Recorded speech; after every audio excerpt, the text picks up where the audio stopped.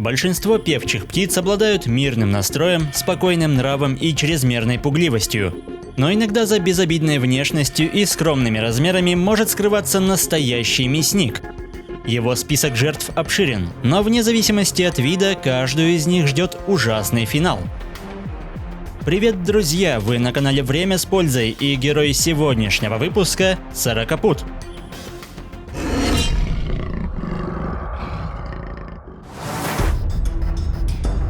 Род сорокопутов насчитывает более 30 видов, большинство из которых обитают в Евразии и Африке, и лишь 2 в Северной Америке. Это небольшие птицы, но с плотным телосложением и массивной головой. При средней длине тела в 20 см их масса не превышает 60 грамм. В отличие от крупных хищных птиц, таких как ястребы или орлы, у сорокопута нет ни сильных лап, ни мощных когтей. Но его не стоит недооценивать, ведь главное оружие этого охотника – острейший крючкообразный клюв.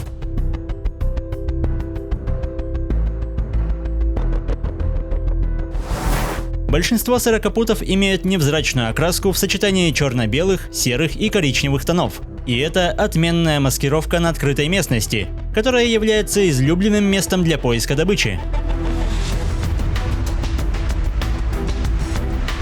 Сидя на возвышенности, сорокопут сканирует охотничьи угодья острым зрением и, улавливая движение потенциальной добычи, срывается с места. Острый клюв вонзается в цель, а резкие движения головой лишь ускоряют неизбежное. Обычно жертвы слишком крупны, чтобы заглатывать их целиком, поэтому за годы эволюции сорокопут овладел особым методом разделки. Свое последнее пристанище жертва находит на колючих кустах, острых ветках деревьев или даже на колючей проволоке. Теперь все тем же мощным клювом плоть без труда отделяется от тела. За подобное поведение сорокопута прозвали птицей-мясником, о чем свидетельствует даже латинское название семейства. Сорокопут может летать со скоростью до 50 км в час, но его основной козырь – внезапность. Налетая с высоты, он без труда справляется не только с насекомыми и ящерицами, но и с юркими и прыткими грызунами.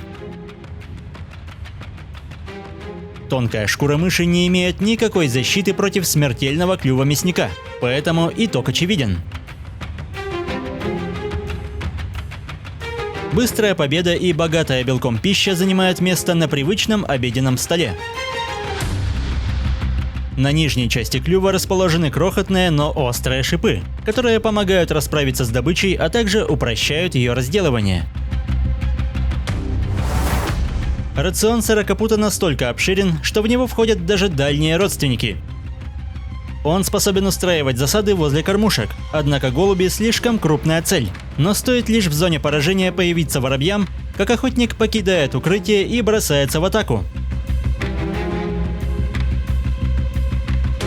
Крепко удерживая жертву когтями, он наносит яростные удары острым клювом, не оставляя воробью ни единого шанса вырваться.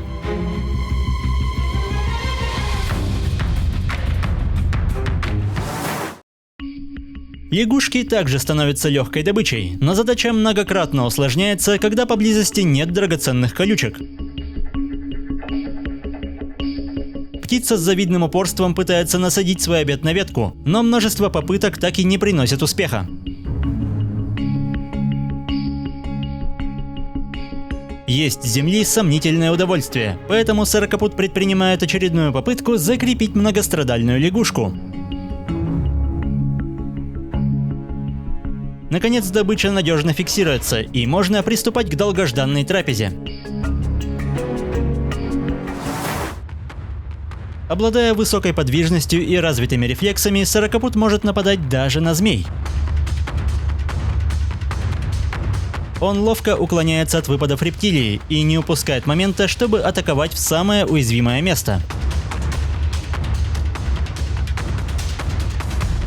Множество прицельных атак в голову рано или поздно приносят успех, и умелый охотник покидает поле боя вместе с тяжелой добычей. Типичной добычей птицы могут стать такие устрашающие насекомые, как богомол, а в отдельных регионах в поле зрения охотника попадают даже ядовитые скорпионы. Не теряя времени, сорокопут устраивает налет, сходу нейтрализует опасное жало жертвы и быстрыми, но эффективными атаками добивает цель, после чего сразу переходит к трапезе.